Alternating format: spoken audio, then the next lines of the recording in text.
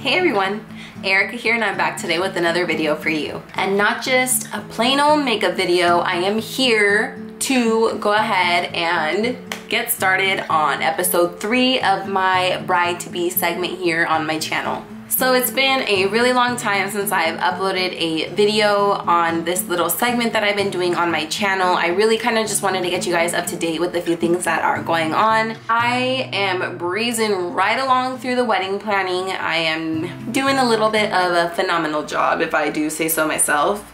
I want to say I'm pretty much done with all the big items needed for my wedding, I guess you can say. All my vendors have been picked out. I have my dress, I have my shoes, I have my makeup artist, I have my hairstylist, and yes, I did say makeup artist. I will not be doing my own makeup on my wedding day. It's the day to be pampered, and I can just imagine me trying to do my wing liner perfectly on my wedding day, and then I'd have to marry JD looking like a panda, and that's just not okay with me. Would it be okay with you? Probably not. So today, like I said, I wanted to go ahead and catch you guys up with a few things that are going on. I thought today I would chit chat with you guys about finding a good photographer near you and give you some tips or refer my photographer to you if you are in the San Diego area. I kind of wanted to go over some tips and tricks on taking your engagement pictures. JD and I took ours a while ago, and I just thought it would be really helpful if I would have maybe thought about a few things before I would have taken them. But nevertheless, we are done with it, and it's just beautiful pictures now that we have. So alright guys, so if you guys are interested in learning a little bit more about my photographer, a few tips and tricks on how to better prepare for an engagement photo session or anything along those lines, then just please keep watching. Thanks.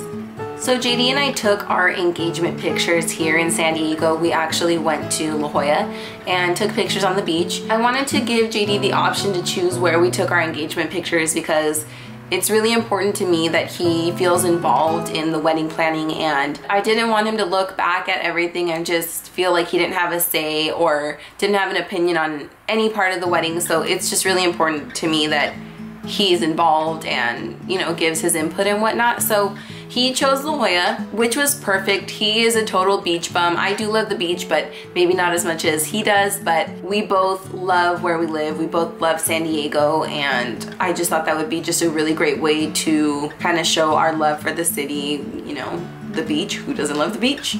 So that's what we did. If you are choosing to take pictures at the beach, I do have a few tips for you. 1, if you have gnarly hair like me that doesn't do well with moisture or heat, do not wear your hair down. Or if you're going to, make sure you're not going to be running around the beach looking for your photographer for a while, because that's what I did, and my hair was so frizzy. I had put it down. How did I have my hair? I put it down in a part down the middle, and I wore it in loose curls.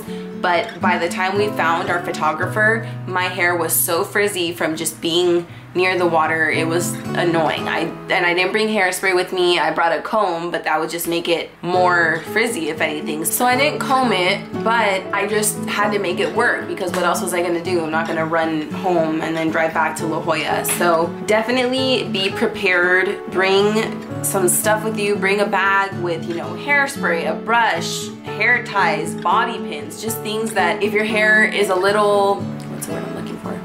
Unreliable, and it doesn't, you know, work well with you, be prepared for the worst, because the worst kind of happened to me and I just had to go with it. Second of all, if you're doing your photo session at a beach or something like that, I would highly recommend bringing somebody with you. We had my mom come, which was super great because she helped us lug our stuff kind of to and from each place we were going to take our pictures, especially if you're trying to take pictures at the beach. And we were on a set timeline because my photographer is so awesome that he knew what time the sunset was gonna be. So we were crunch time. Like every place that we went and took pictures, we like had to get in and out because we were gonna miss the sunset, and kind of after the sunset went down, you don't really want dark pictures at the beach. So it was nice to have my mom there. Like we didn't have to worry about, you know, crap, we gotta go pick up all our stuff and then, you know, climb up these rocks and go to the other part of the beach. It was just nice to have my mom there. She kind of stayed in one spot with our stuff and we didn't have to worry about it. So that was really nice to have. So that would probably be something to consider. Something else I considered about a week before the engagement pictures was what I was gonna wear. And when I say considering it a week before, that sounds a little bit dramatic. I didn't just think of it the week before. I had been thinking of it, but I kind of just kept pushing it off. I'll find something. We're gonna be at the beach. Like I don't need to be like dressy. And so I found this dress a while back and it was, you know, like just really flowy and I thought that'd be perfect. So I kind of just had it in my closet, didn't pay too much mind to it. So when the week before the engagement session came, I tried it on and there was a bulge right under my boobs that made me look like I was pregnant. So I'm like, no, I don't want this going out being like, we're engaged and surprise, we're pregnant too. Like that wasn't gonna fly. So that was my fault. I waited till the last minute. So long story short, I had to go and bust my booty and go find a dress in a week. And if you're anything like me, and if you have the luck that I do, of course, when you're looking for something, you will not find it. But the week after, you'll see like tons of it. So I was looking for a flowy, just like really neutral, flattering dress because I'm not so much top heavy. I don't have huge boobs, but my butt and my thighs are just, let's just not go there. So I needed a dress that was, you know, gonna make me feel comfortable. That's really something that my photographer stressed to me. My photographer is so awesome. This was not his first rodeo. He's done 700 plus weddings, so he knew what he was talking about. He emailed me saying, Erica, no matter what you guys wear, please just make sure that you guys are comfortable because there's nothing worse than being photographed and you're already, you know, outside of your comfort zone, especially if you're not like a model or anything. You don't always get photographed by somebody else. You're not always being forced to like kiss on cue and be huggy and loving and all that stuff. So imagine wearing something that you don't feel comfortable in will just heighten all that feeling and it'll totally show in your pictures. So that was something that was really cool that he mentioned to me because I wanted to look good, but it's also way more important for you to feel comfortable. If you are self-conscious of your arms, let's just say, and you wear a tank top, all you're gonna be looking at in your pictures is like, oh my God, my arms look so fat in that tank top. I can't believe I chose to wear that. So pick out a few things. That's what I did.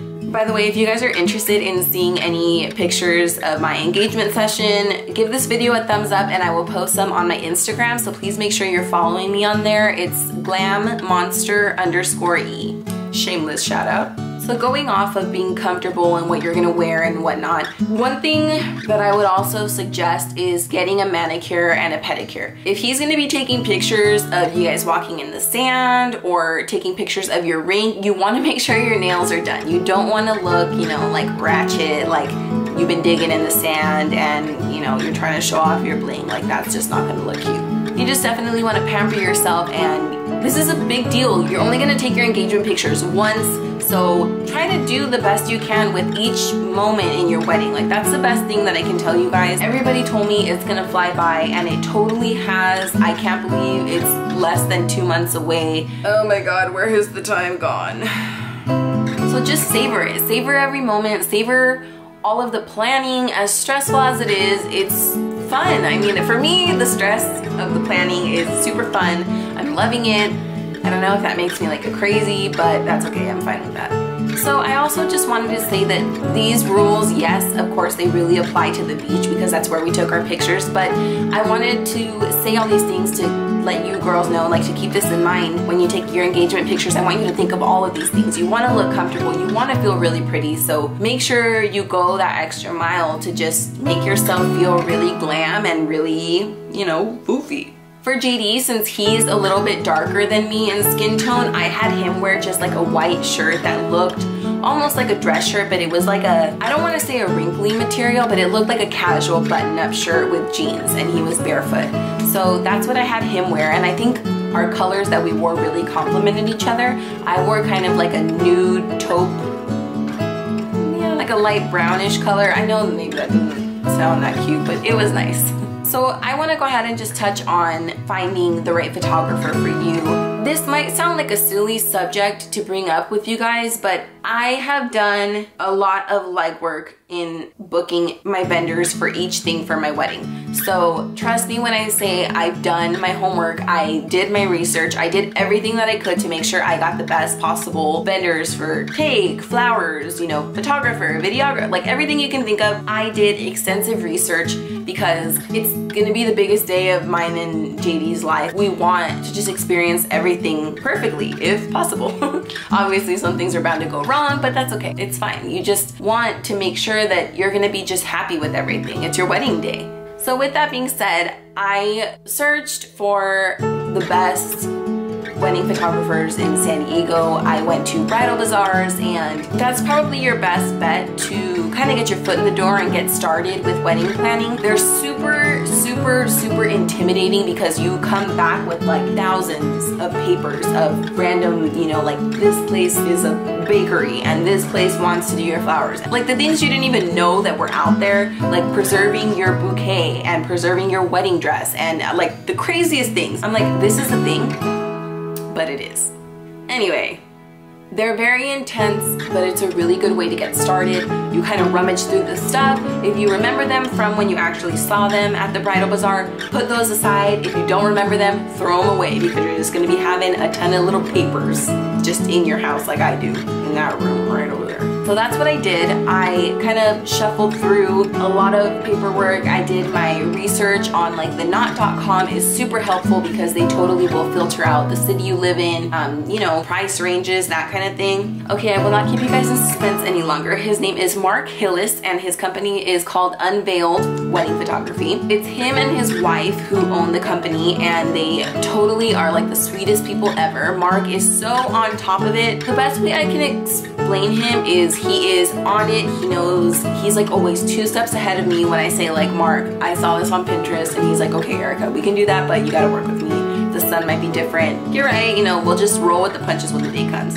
He just is so down to earth and helps me with my visions, but at the same time, he's very knowledgeable and knows what he's talking about and knows what will work best. So, wow, like if you guys can get him, you need to get him because he's amazing. But a few things to keep in mind when you're booking your photographer. I made a list of questions I had ready to ask him when I went for my first consultation. So just so you guys believe me, this here is like a full-blown like 1 and 2 pages for my photographer. So let's see here. First of all, you obviously want to ask if your wedding date is available. That was obviously an important one. And once he said yes, you can continue and ask the rest of them. So I asked him how far in advance should I book him? And of course he said, you know, he is in high demand, and you know, he was very honest with me. I didn't think that he was trying to sell me on anything like I did with other vendors. Like they were like, oh, well, you know what?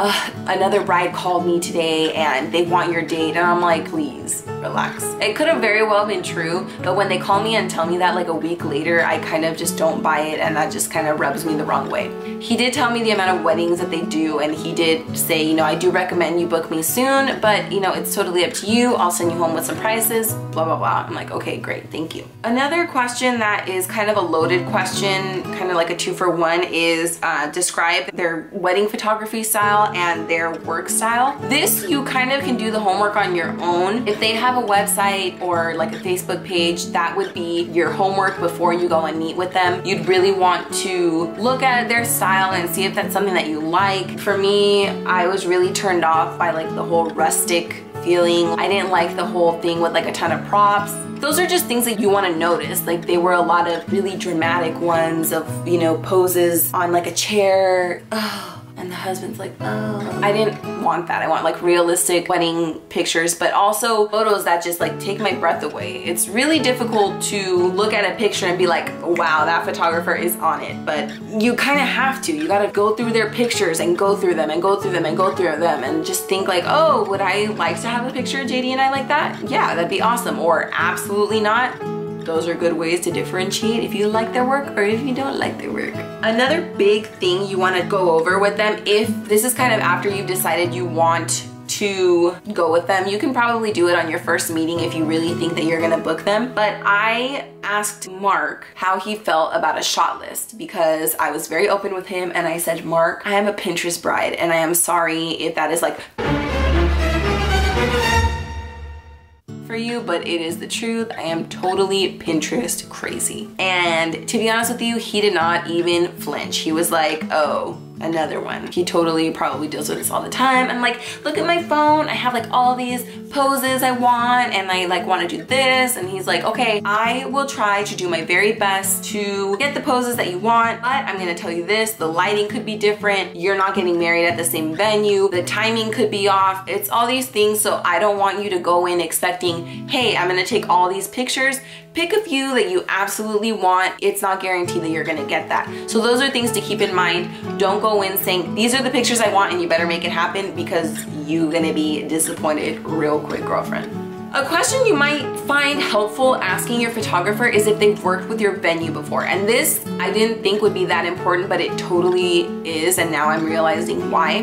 Mark has done a few weddings at my venue, and he knows the spots where to capture what. He knows the people that work there. He knows kind of just the situation in general, which is just awesome. It's such a relief. And that's what also is just so great about having Mark, who is such a seasoned photographer. He's done this song and dance plenty of times, especially that he's taken pictures at my venue. He knows the drill. So that made me feel really comfortable knowing that he's gonna know where to go to get the perfect shots of, you know, like our first kiss, us walking down the aisle, our first dance, like all of that. He knows what he's doing. A very important question to ask that was on probably the top of this list that I want to be sure I tell you guys is you need to ask the person you're meeting with if they are going to be the ones that are shooting your wedding. You don't want to build this trust in this person and put all your eggs in one basket pretty much and then be like, oh, well, you know what, if I'm busy that day, someone else will come. And you're like, oh, cool. No.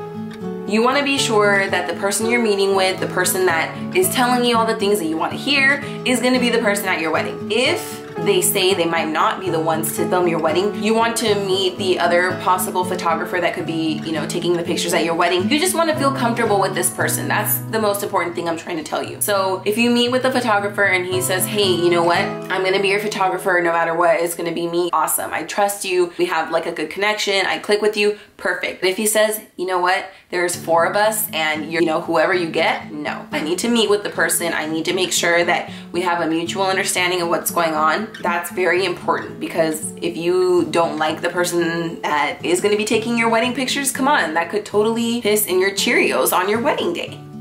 And if that person is the one that is taking your pictures on your wedding day, you might want to ask them if they will be bringing an assistant, if they need an assistant. That might have to do with how many people you're having at your wedding. My photographer is bringing an assistant just to kind of capture both moments, and that might be a good thing for you. Okay guys, so the very last thing I want to leave you guys with is something that my photographer somewhat gave me homework on. It was a decision that JD and I had to make, and it was a lot harder than I thought. So this is something that I can hopefully give you future brides, or if you are going to be married in the future, this is something that I didn't think would be such a big deal, but it totally was. So my photographer said, Erica, I'm gonna give you 2 options. You and JD can either have a first look, which is, you know, JD and I see each other for the first time kind of on our own. The photographer captures the moment, or you guys can do the traditional route,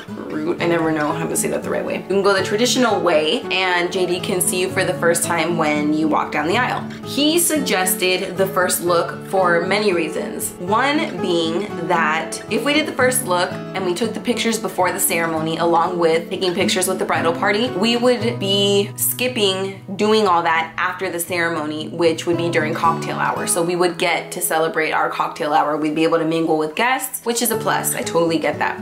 Second of all, he said that it's a lot more intimate. You guys are obviously alone and you're having this moment together. And third, he said that the bride puts all of her hopes and dreams and all of her wedding day expectations on that first look that the groom gives. What Mark said is that most of the time the bride doesn't think about the groom and how nervous he is because he's standing up there in front of like hundreds of people and he's not used to doing that. So when the bride walks down the aisle for the first time, she's thinking the groom's gonna be sitting there like, oh my God. But then in reality, Mark really takes pictures of the groom like,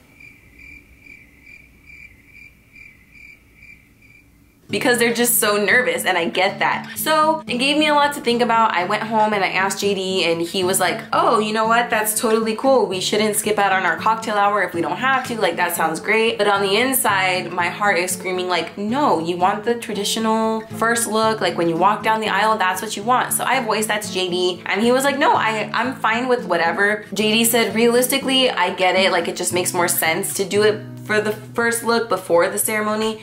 And he said, but I also see the point of, you know, doing the old-fashioned way and just seeing you for the first time. It's just a lot more exciting. So that's what we're gonna be doing, but I highly suggest you guys get to thinking about it now. That way, when the situation is thrown at you, you're not like, oh my God, because that's totally what I did. So that is it, you guys, for this third episode of my bride-to-be segment here on my channel. I hope that you guys enjoyed it. I really enjoy making these videos for you. I'm gonna try to get more out because I was gone for a while and it's getting down to the wire. My wedding is coming up soon. So give this video a thumbs up if you guys would like to see more bride-to-be videos, and leave a comment down below if there's anything that you guys would like to know. If you guys want a little bit more insight on anything, I would love to hear from you guys. So until then, I will see you in my next video. Bye guys. This is like my 80th what? Oh,